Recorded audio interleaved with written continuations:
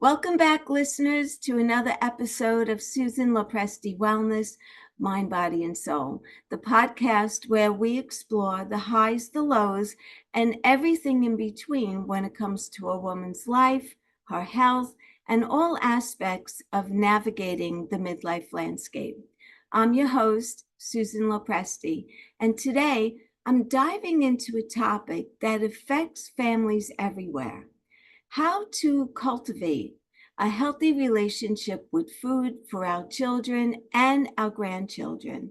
Now, many of my friends at this point are becoming grandparents for the first time, and many of them are becoming full-time caregivers to their grandchildren while the parents of these children go off to work. So this particular episode is for a young parent and the grandparents to learn the tools necessary for their young ones to have a healthy relationship with food.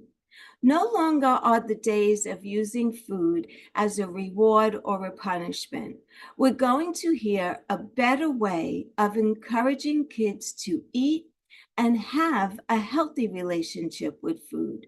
When you hear just how simple it can be, you'll wonder why you never thought of it. So, this episode is for anyone who's a caregiver to a young child, be it a parent, a grandparent, or a guardian of young children. So without further ado, I'd like to introduce Erika Muralidhar. Is a nurse. She's a certified health coach. She's also an aromatherapist and a wellness advocate with over a decade of experience in the health and wellness industry. Erika is the founder of HealthE Wellness, a health coaching service that empowers adults to develop and create fulfilling wellness lifestyles for themselves and also for their families. Erika specializes in helping clients with nutrition, fitness, and mental well-being, and she has helped countless individuals making lasting positive changes in their lives. With a background in pediatric nursing, Reiki, and aromatherapy, and a passion for empowering others, Erika brings a wealth of knowledge and a genuine love for helping families live happy and healthy lives. When she's not working with clients, Erika enjoys experimenting with healthy recipes, exploring nature, staying active, and most importantly, spending quality time with her family. You can find Erika on Instagram, and I'll put all the links in the show notes as well, so you don't even have to write them down. One area of specialty that caught my eye with Erika is that she specializes in guiding parents and grandparents to nurture healthy eating habits in the next generation. We'll explore strategies to teach children the importance of balanced nutrition and how to use positive reinforcement without relying on food or treats as rewards. This episode is packed with valuable insights to help you foster lifelong healthy habits for the little ones in your life. So without further ado, Erika, thank you so much for spending time with me here and to bring this wonderful episode to my listeners. Thank you again for being here. I'm super excited to be here, Susan. Thank you for having me. You're welcome. You're welcome. So, Erika, let's get started. Tell me why you chose this particular area of specialization of health coaching. Yeah, of course, I can dive right into that. So, as you said, I was a pediatric nurse to start. So, my first love in the healthcare field really was already to help these young kids and, more importantly, parents. I think as a pediatric nurse, one of the main things that I loved doing was kind of sitting down and talking to parents, teaching them about their kids' diagnosis, teaching about how to support at home or different ways to make sure that they don't end up back in the hospital. So really trying to take that one-on-one time with these parents. And it seemed to make the most difference, and it made me the happiest. So it was the first start of my career of knowing that some sort of work with families, especially young children, was kind of where I wanted to go. Right. My current career path kind of took me a little bit to the preventative side of medicine. So I no longer work in patient care, but doing more of preventative medicine through health coaching and through functional medicine. So my coaching technique really is looking at belief systems. So peeling back layers to discover why we think the way we do, why we act the way we do. And through those belief systems and changing them to be better, or kind of unraveling them to no longer believe them if they don't serve you, you can kind of create a health and wellness lifestyle that you actually want, and the way that you want to kind of serve the rest of your life. So it really, to me, is setting up that next generation, because the way that mother, grandmother, grandfather, dad, the guardian itself can really, best serve their children is actually to really discover the underneath behind them, because everything that they do will then impact their child. Right, right. Interesting. I think it's great. I really do. Talk about how the adult's behavior becomes a mirror that the child picks up on and then mirrors back. Yeah, of course. So that's actually such an interesting part that I think a lot of people know, but don't really quite understand how that can work in real life. So what Mhm. I mean by a mirror is that a kid's subconscious and conscious mind really will take on everything that they're seeing, everything that you're doing, and everyone else that they're surrounded by. So they're taking up these like little lessons, let's say, throughout Mhm. life, and those will kind of be the building blocks for them as an adult. So I don't know if you've ever heard someone say like, "Oh, you're acting like your dad," or like that's the way that your mom would say that. Yes. And that really is because the kid is a mirror. So the behavior or that action that you are commenting on is what the parent is showing, or what the parent is mirroring. So an example would be, you grow up feeling if like I grow up and your mom is very active. She goes to the gym and she talks about how, moving her body makes her feel really good. And she brings you along when it's appropriate, or brings you out for walks, and really like shows you like the beauty of moving your body, and kind of is very positive Mhm. towards that. You naturally as a child will grow up to feel the same way, or, have the same belief systems early on before your adulthood really sets in, of like, I also like to move my body. This feels good. And that's kind of your norm, Yeah. because that's what your mom did. Another way that it could go is that, I think the challenge with society, especially when I grew up, was a lot around weight and shaming. So if someone that a child sees quite often has some negative or positive connotations around weight, a child will naturally kind of pick that up and believe it as a system, and either, you know, try and fulfill what that belief system is in the way that they think is best. Uh-huh. So it could be, making sure that they're a certain body type, or not eating certain foods because the way that the language is used around them. So kids will always kind of spit back what it is that you are showing them. So what I really focus on with adults is kind of, as I said, kind of peeling back those layers on your own belief system, and the way that you talk and the way that you feel about health, wellness, mental well-being, because those belief systems that are serving you are also what's going to be serving your children. So if there are things that you might not agree with anymore, or might be a little bit outdated, it's really important to do the work for yourself, because that will ultimately solve it for your child, or help solve it.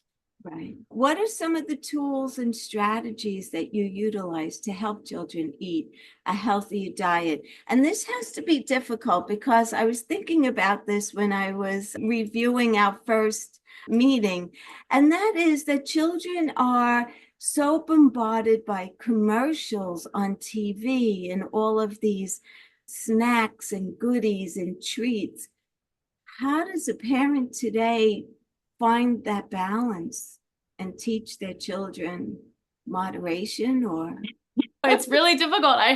It's super difficult. And, I think unfortunately our system and the way that we process food here in the States doesn't really always set us up for that best success. I think there's a lot of lobbying going around on the different types of foods that might not necessarily be great for us. So it is, as I said, as you mentioned, really difficult to kind of navigate that, especially when children go to school and around peers and people that parents don't necessarily have control over. So I Mhm. definitely understand that that is a super challenging, especially for my clients and especially for parents that I've talked to just ad hoc. Uh, but to kind of like dive into it a bit, I think obviously being in the wellness field, and I know that a healthy lifestyle is something that we want for ourselves, for our family, and for our children. And the thing that I always come back to when I first explain a lot of healthy lifestyles to parents is to think about, what is nature telling us? So children, like naturally, their brain chemistry will crave sugar. And the reason that is because they're growing bodies, they're growing their brains. And so what the body wants is this fast, quick energy. And most of the time that comes from sugar or very simple carbs. And so it's not to say that children can't have any of that, because obviously they need their brain to grow. And there, as you said, there are kind of things out there online and commercials in the grocery store. So it's really trying to find that balance. For reference, toddlers are supposed to be about 10, less than 10% of their diet to be sugar. So if that's a reference for parents and grandparents, that might be like helpful to remember. But really, I like to harp on more of, and my whole philosophy is kind of crowding out. So kind of trying to crowd out those unhealthy sugars the best you can. And the way that I've seen it work best, and I've read it works best, is actually through an environmental change when we're eating. So what I mean by that is, the best sort of environment that you can set up for your kids for a healthy diet is going to be your best bet for this to work. So what you do as a parent, first off, as I said, everything's a mirror. So step one is you check your diet, check to make sure that you're fueling yourself with the best food that you can, and making sure that you are eating at the right times, and kind of making sure that you're talking about food in the right way. And that's can be like step one. Step two is to really create this like family connection. A lot of studies have come out that most children will eat better foods for themselves when it is a family setting. I know previously we've talked about how dinner time is like such an important part of a family dynamic. And I think what they used to do in the past is, everyone comes around the table. It's like there's no technology because it didn't exist. And everyone is sitting there and talking and laughing and really taking the time to give thanks for the food that's in front of them. And by that relaxation, your body's actually going to absorb the nutrients much better. So what I try and encourage parents to do, or grandparents and caregivers, is to create that environment. It's kind of like going back old school. Like Yes, I was everyone, just going to say everyone that go the back to old the days. table. Yeah, everyone back on the table, phones away, TV off, and really just kind of enjoy each other's company and give thanks for the food that's in front of you, because that will be the best bet for your kid to actually understand the value of food, understand what food can bring, because it is a connection. Like, we're social beings, that's where food comes in. Right. And as I said, the more relaxed you are in a food setting, and this is for anyone out there, this happens not just kids, like any adult, the more relaxed you are eating, the better you're going to absorb your nutrition. So if you are creating an environment where it's relaxing and everyone is happy and having fun, your kid and yourself are going to actually absorb those nutrients that you want them to, and like the nutrients that you're putting on the table. Right. And I know the hardest part during caregiver meals is the no part of caregiver meals. Like, I know I don't want that. No, that's yucky. I don't like that, or whatever it is. And I get that. It is such a natural part of your brain. Similar to sugar, there is like an innate part of your brain, the reason why it happens. And it's because when we were, cavemen, anytime that you didn't know what it was, you would say no because you thought it would harm you. So part of our brain still hasn't really developed since then. So we still innately will be like, no, I don't want that, because you think that you're scared of it or it might be harm to you. Right. So the best thing that you can kind of do as a caregiver is, again, set that table. When you are making the meal, I would put it into different parts. So like break everything up as simple as you can, and kind of offer the food to the child as, what would you like here? These are all your options. Why don't you help me build you a plate?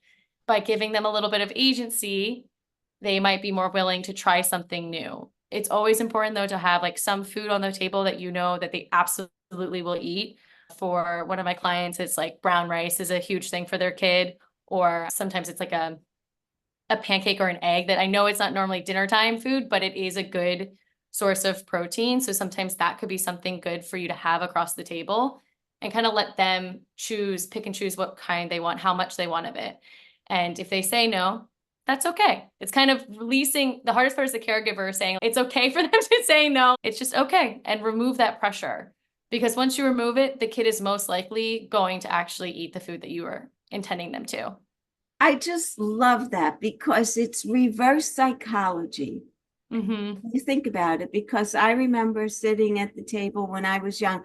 By the way, family dinners when I was young was so special. You sat down as a family, everyone talked. My mom cooked a fresh meal every single night.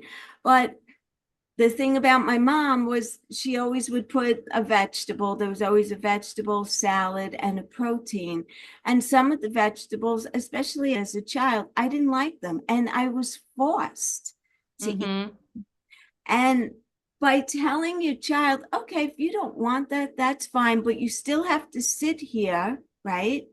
Mm-hmm. That has to be part of the negotiation, is that you still stay at the table, but you don't have to eat it. And you had said that a lot of times they will start picking and begin eating when you take that pressure off of them and you give them the opportunity to decide if they want to eat or not. And I love that. Yeah. And I mean, it's so important to kind of remove that pressure, because as you said, you're now associating whatever vegetable it is with a negative Yeah, association, which is super common for kids. So the more you force it, the worse that kid is actually going to behave at the dinner table. And actually, later in life, they're going to probably end up hating that vegetable for a very long time, which is common because it's such a powerful association especially when it's negative, and especially when it's pretty forced on you. yeah. I totally see that. And just to take the responsibility and put it on them and say, if you don't want to, you don't have to Yeah. eat anything that's on the table, but you need to stay while we're eating and be a part of the family. I mean, that's pretty much what you would say. And I think that Yeah. it's really great. So, And sorry, one more second. The other yes, thing I would add on to that is, just for like a point of reference, there's a ton of research out there that it takes like 100 or more times for a kid to actually try a food. So that no might not be a no forever. It just might be a no for right now. And eventually the hope is that the more you offer it, the more that you talk about it as an adult, like, I like this food. It tastes crunchy. It's a little bit sweet. The kid might then get a little bit more interested into trying that food. So 100 times you might get a no, but on the 101st time you might get that yes. So just keep make it keep lovely. offering. Yeah. So, what about labeling food as good or bad? Like I said earlier, children are bombarded with commercials and social media. How do you find that balance and the labeling? Because we don't want to label food. This is good for you, but this is bad for you. Where's the balance with that? Yeah, honestly, it's something that I consistently check myself and try and unlearn, because it is something that's been so ingrained, I think, Mm-hmm. for generations, and especially someone in the healthcare field like us, like health coaches, like, we know what it does to your body, the science behind it. So it's so hard, I think, to remove that filter. And it is something that, I mean, I actively do it every day. And the reason that I do is essentially, if you associate good and bad to food, it creates a biased formulation in a kid's brain, or even in anyone's brain. Like if I tell you that, let's, for example, you're drinking, I don't know, a seltzer water, I'm like, oh, that's bad for you. You might then rethink like, oh, is this bad for me? And then it kind of like makes you feel a little bit standoffish and a little guarded. And then if multiple people say that to you, you might then start to think it is bad for you, even though really it might not actually be that bad for you. It's Right. just it's groupthink. So it's something that I always try and teach parents, is if you remove those labels and just call food for what it is, your Yes. kid can then associate with the food based upon how they feel. So a lot of the work that I do is with adults is to tune into your body and to kind of like relearn what your body is telling you, relearn how your body is working. So for instance, a brownie in my house is just a brownie. A carrot is just a carrot. However, I know that a brownie sometimes doesn't make me feel so good 4 hours later. And so, but in certain situations, because of the environment, it might feel good to have a brownie with amongst friends, and that's okay. And that's just a brownie. There's no guilt behind it, because once you associate guilt, you're then associate an emotional connection to it, which then could carry through adulthood, which is why we see a lot of people that say, I had a bad day, now I'm going to eat ice cream to make me feel better. Or, I have to run 7 miles because I ate 2 desserts last night. And you're creating this so negative connotation to certain food, when in reality, it's just food. It's just ingredients that makes up some sort of energy for your body. So it's always important to kind of remind yourself and remind your family members of, it's not the food that's bad and it's not the food that's good. It's just what that food is doing to you and your body. So if it feels good to you, that's okay. If it feels bad for your body, that's when you want to change and you want to substitute with something good.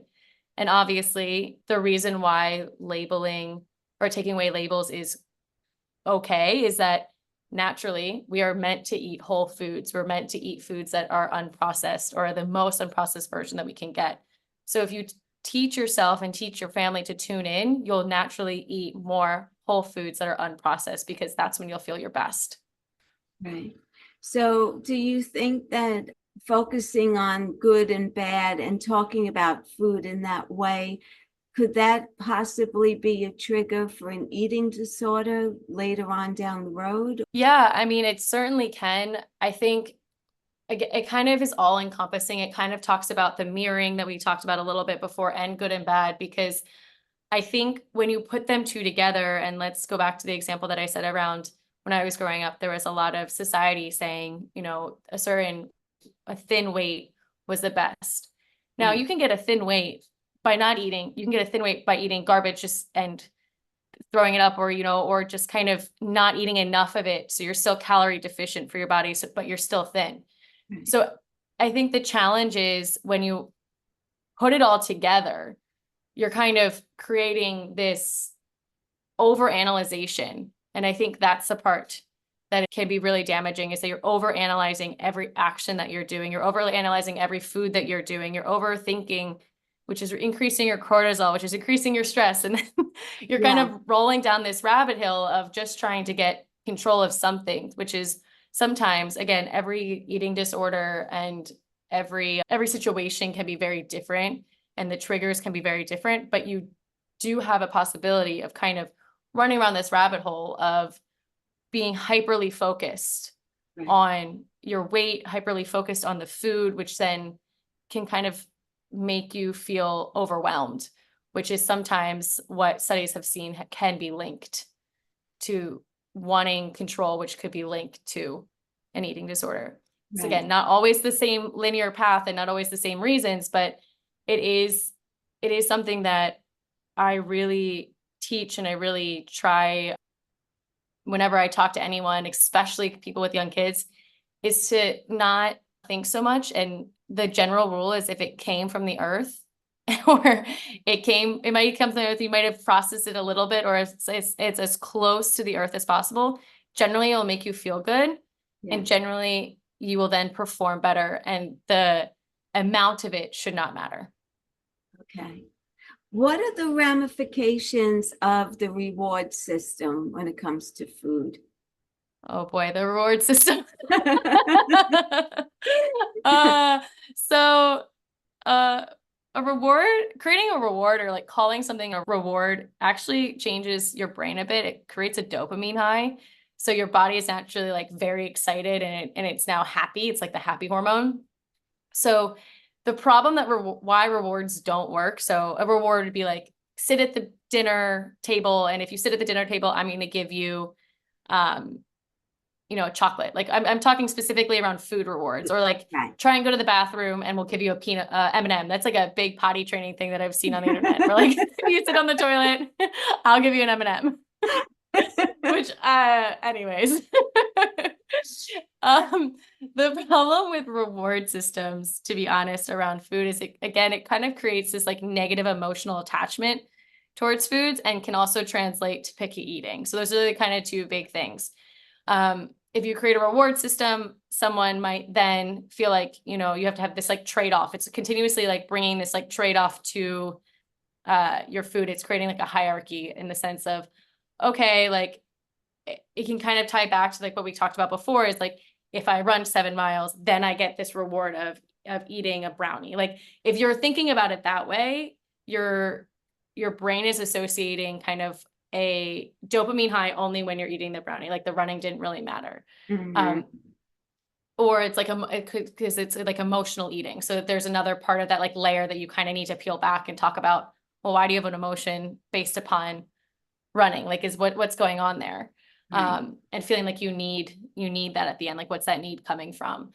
And Right. the other problem is picky eating. So like if you start a reward system as a child or at a young age, and you're kind of rewarding them to do something, yeah, in the moment it may be like, great, good, I got my kid to eat my vegetables, but really, really, you're creating a negative association with that vegetable or with that food, and also then kind of complicating the relationship that they have with the food. So you're kind of not in the long run helping what it is that you want to solve in the beginning.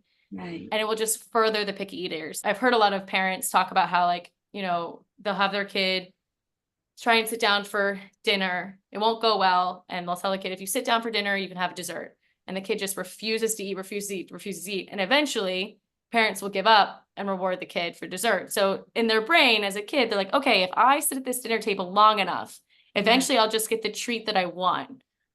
So I know that rewards are part of trying to do positive reinforcement, which is good. But I would argue that maybe a different type of reward system probably Yes. would be better Yes. than Not food. around food. Right. Yes. Exactly. Yes, because that is feeding into a lot of the other things that we've talked about so Yeah. far. And so what I would encourage parents to do is to incentivize connection. So like, okay, so we're going to eat dinner and then we're going to read a book, but we have Right. to eat dinner first and then we'll read the book. Or after like lunch, we'll go to the park, or something with a positive end to it where it's something the kid would want. Or another good example is like, if once we pick up all the toys, then we can do bath time or something like that. Cause like some kids like bath time, but anyways, you want the action there and to reward it with almost like a connection or something that's going to foster creativity or something that's going to bond you and your kid. Because that way, if it's kind of more of this activity based or more of this connection based, you're also not running the risk of, which a lot of parents, I guess, have run into problems with, of like, if you do this and then you get a toy, sometimes while it's not food, you also run the risk of that needing to be bigger and bigger each time. Yeah.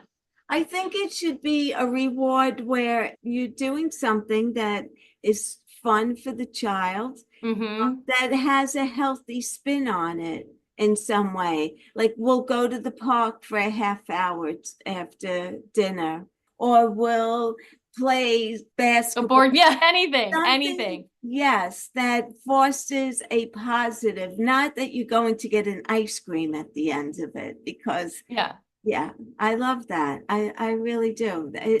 It's really simple psychology in a way, but we get caught up, I think, also as parents of youngsters. Sometimes we just don't have the patience at the moment, and it's yeah, easier just to give in and give them what they want or the treat that they want. But in the long run, you're not really doing them any favors. Am I right about yeah. that?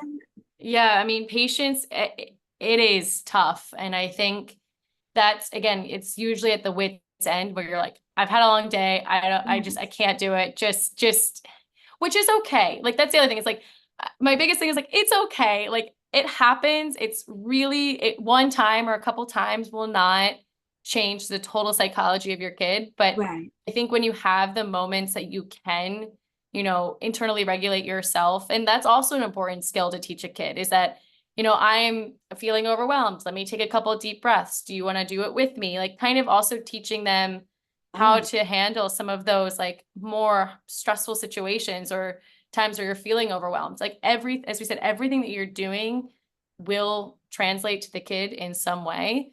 So it's kind of not being afraid to kind of be a little bit vulnerable, or if you do make a mistake and you say something or do something that you don't necessarily or necessarily wanted to, going back to the kid, like, I was overwhelmed.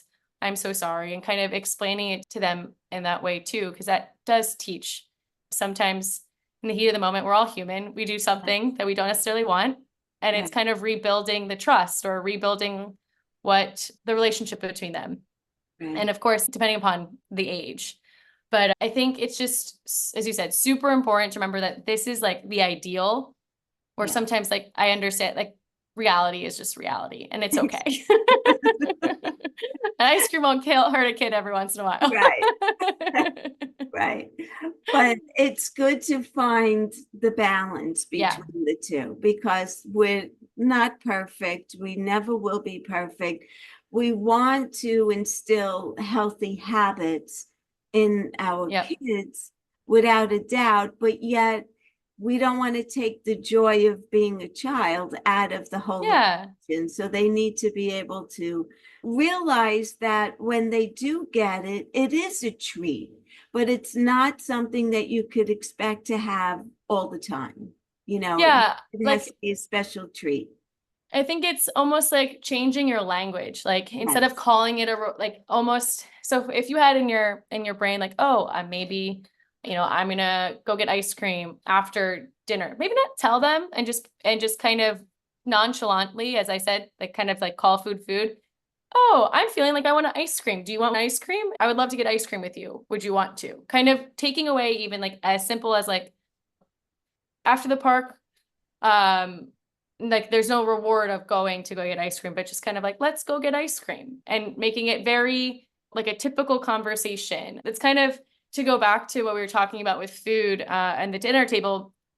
There is some research out there that actually shows that if you put the food with a treat, so or with that brownie or with something that might not be as healthy for them, Yeah. and you kind of just put them all together, the kid will most likely eat the brownie first, but then will also most likely eat the rest of their food because they don't see an association Oh, between them. So the oh, more like unassociated you make it, kind yeah. of the better off that the kid will be to actually consume the food that you want to. Right. And it's teaching. It's like I always say all the time whenever I'm around a kid, I'm like, oh, like I like I don't know what an example would be, carrots or something. So like I love these carrots. They're super crunchy and they make me feel good. And I feel like I have a ton of energy afterwards. And then they'll be like, what is that? And kind of get them more curious about it. But like Yeah. talk, like it sounds so silly to talk about it that way, but truly it is. Or, you know, I ate ice cream yesterday and my stomach isn't feeling too good right now, but that's okay. I need to like not eat ice cream tonight because it's still kind of hurting from yesterday. Right. Like kind of talking about some of these like feelings and associating again back to your body, kind of like in tuning in, doing intuitive eating of like, this feels good, this didn't feel good, and kind of explaining why. And sometimes that can help a kid recognize like, you know, I liked this, I didn't like that, or I'm full. That's a big thing. Like kind of feeling like your belly full, you're done. Like it's okay. Right. Right. It's psychology. I mean, Such, yeah, simple psychology, I feel like, because you put it into proper perspective. You're taking the emotion out of it and you're just looking at it for what it really is all about. And it's just simple psychology. I want truly simple but complex. yes, exactly. Talk about the Clean Plate Club. What is that all about? Yeah. The clean plate club. My gosh. Say that I five had times a hard fast. You'll never time get too. it. You'll never get it. Um, to tell everyone what a clean plate club is, because I know some people have heard about it. I think Susan, the first time I explained this to you, you're like, what are you talking about? Um, it essentially is this club or a membership where you finish all the food that's on your plate. Usually in most households where this is an institution or where like they encourage you to be a member of the Clean Plate Club is when a parent or a caregiver has plated the food for a child, given it to them and said, okay, now you have to eat all of your food to be a member and you can't leave until you've become a member and we're done with dinner. So what that incentivizes then is a child needing to, A, they might not be that hungry. B, they might not love all the food that you plated them. and see, it kind of like takes away all agency from them. And it's a more of like a forceful technique to get them to eat the proper nutrients. And I understand why parents do it. I mean, I think a lot of parents, as you said, kind of mealtime is one of the hardest parts around small children. It's also really challenging to feel like, or it's a very anxious feeling of like, did my kid get enough nutrients today? Have they eaten enough today? So there's a lot of concern around the type of food, the amount of food, and all that kind of things when it comes to a kid. So I understand the idea behind it, but the problem is that it causes, again, so much emotional eating towards what you are doing. A lot of clients that I've talked to about this, I have one that comes to mind is Brussels sprouts were part of her clean plate club. So her mom would make Brussels sprouts, put it on her plate, and say, now you have to eat everything that's on your plate before you leave. So she wasn't hungry very often for those types of foods, but it's there. She got a big portion of it because she had no agency in how much she wanted.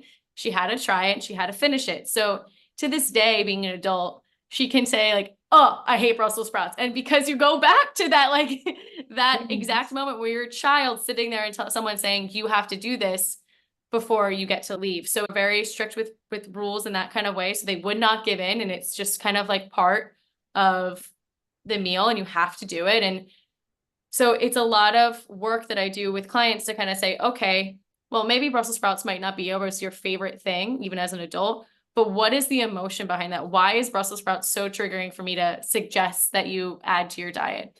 And it's because they had this negative association. So kind of trying to just like separate with work of between the food itself and the emotion attached to it. If you can separate them, it might be that you like Brussels sprouts and you just never knew it because it's so emotionally triggering to you because of your experience as a kid. Do you think this is a good tool, this clean plate club? No, No, not at all. As I no, said, I don't I either. honestly, not at all. Because I think, again, it hits everything that I don't necessarily agree with on mealtime. It is about connection, which is fine. You have to sit at the table. However, it takes away an agency. Like a kid should be able to pick amongst the table what it is that they want from the table. I think with kids getting served every 2 to 3 hours, you do have a good chance as a parent to kind of introduce healthy food options that are nutritionally balanced for a kid. So if that night they just want I don't know, the carrots, that's okay. Or just the corn, like, okay, that's okay. If they're hungry in 2 hours or they seem hungry, you can name it for them. Say like, oh, you're looking hungry. You're like, your mood has changed. My mood changes too. Do you want to go get some food? And you can reintroduce another sort of snack or another sort of like healthy option for them. So it kind of takes away that big part of a child, which is like when they're first developing they're first developing their ego, and all like answer to things that they even like love is a no because they now feel the power to do so. So it's taking away so much of that, and it will cause such a feel of loss of control, which as adults, I think most of us have like learned to self-regulate if there's something that doesn't go our way. But as a kid, that's usually translates into some sort of like tantrum. Yeah. So kind of like trying to provide some sort of agency and let them pick some of the stuff they want, let them pick the amount is really helpful for them to want to try new foods and to be open to that. The other reason why I don't like it is it doesn't tune into that whole intuitive eating that we talked about of like, I'm hungry or I'm full. Because a lot of time, if you like parents naturally need more food and energy than kids. We just we're larger bodies. We consume more energy. Right. Whereas a kid might not need that much, but if you're serving the same amount or if you're over serving them and telling them they have to finish it, you could cause overweight, you could cause, overnutrition, and also you're kind of taking away that concept of like, I'm full or I'm hungry, which is super hard, I think, to get back in a way. So it's kind of like you're setting kids up to overeat in the future if you don't let them kind of tell you like, I'm full, or if they have to finish everything. Yeah. As a parent, I could think about this back when my daughter was a baby.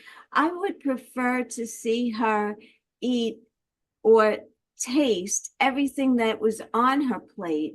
She doesn't necessarily have to finish because, like you said, everyone is different. She may not be really hungry right now, but giving her the opportunity to try everything on the plate, I think is a great idea. And then, okay, whenever you're done, you're done. They did have something. And I think if you also say, you don't have to eat anymore, but I would prefer that you sit at the table and continue to talk until we're all done, they may start picking again at it. Just reverse Yeah. psychology again. Yeah, it truly is. And the other thing I know, because asking a kid what they want or asking a kid like what they would like to eat can also be a really daunting thing for a caregiver because, if you are kind of putting a ton of agency on the kid, you're also then losing boundaries as a parent or as that caregiver. So another thing that I like to teach parents is like, if you are struggling and they're like, hey, I don't want, you know, X carrot, you say, okay, that's all right. You don't have to eat it. But they say like, but you say, what else do you want on the table? And they say, I want like mac and cheese that has nothing to do with the table. You go, okay, well, mac and cheese is on the menu tonight. We can look into bringing it in tomorrow. This is what we have tonight. And kind of creating that boundary with a kid, because that also is really important. But the flip side is if you do make a promise, you got to keep it. Yes. Or else the kid will not listen to you afterwards. Right. It's mac But and cheese tomorrow, yeah, regardless. yes, regardless. But it is an incentive to try and get them to try something else on the Yeah. table. Because if not, they might like you don't want to give total agency, but you want to give them enough for their age or for enough for them to at least be a participant. Yes. And be able to make a choice and allow Yeah. them to make. Yeah. Or like talk about the food. I think that's the most interesting thing that you can do with a kid is like, what does the flavor look like to you? Do you feel like it tastes like, as I said, like crunchy, like kind of like this, the sensitivities, like, is it crunchy? Does it feel soft? Trying to think of other things that I've used in the past. Is it slippery, like soup or something like that? Or does it feel like water? Like, is it liquidy? Like you can kind of like play around with like different adjectives and different ways to describe the food. And Yeah. also like, it might encourage them like, oh, this is crunchy. Do you want to taste it? Can you tell me, do you think it's crunchy? Like kind of get them like almost like a game, Yes. everything kind of like gamify it a little bit and get Yes. them a little bit interested in it can help them try and want like pick it up and try it with you. I love that. Erika, give me a final thought. My final thought is if you as a parent or caregiver can kind of create the best environment to have a successful interaction with food, that is kind of all you really can do without seeking further guidance. And so if you create this family dynamic, if you create this safe environment with the foods and have a food that they definitely like and kind of talk about the foods and kind of make it more interactive, um, you know, and watch the way that you speak about stuff off the plate and kind of watch and kind of try and be the best version of you off the plate, you're most likely going to have a kid that will at least eat something on the table. Right. And I feel like giving them the option to say, okay, if Yeah, you're not hungry, this is what we're that's having. okay. But you Or need, get them involved in the kitchen. That's another cool tool. Like have yes, them mix things, have them get involved. Because yes, the more you bring them into the whole experience and you make it an experience, the yes. more likely the kid or the child will come along with you during it. So like, Excellent. yeah, like if you like I love making like pancakes with my niece and we're like in there and she's mixing it and we're talking about the eggs and we're talking about everything that we're putting into it and why we put into it and kind of she doesn't really understand all of it, but it is something that like the more you talk about and the more you're vocal about what it is and why you're eating it and how it makes you feel good and the different components of it, then it's kind of exciting when she's like, oh, like, do you want to make it into a shape? Like Yeah, anything. I'm like, anything to get you to more excited about this yeah. entire event is what I will do. So that way the success of you trying it is that much higher. I love it. I love it. Thank you, Erika. Yeah, I'm so I happy. believe that this episode is going to be eye-opening for a lot of parents and grandparents. And, like I said earlier, I know from my own experience, a lot of my friends who are newly parents, they're watching their grandchildren on a Yeah. 5 day a week schedule. And so they are really setting the tone. And because this podcast is really for mature women, I feel that this is a perfect episode. It's not about their health, but it's about the health of their grandchildren and how to raise them or help raise them to have a healthy relationship with food. I live near a high school, and Hmm. when high school lets out during the day, if I'm by the school, I just happen to notice that so many of the kids are overweight. There's Hmm. a lot of overweight children, and at a young age, it's not so terrible. But if this progresses into adulthood, they're looking at facing a lot of health challenges down the road. So Yeah. I think it's so important as early as you can to instill a healthy relationship with food and not really label foods as good or bad, but just to let children know that this food is really good for your body.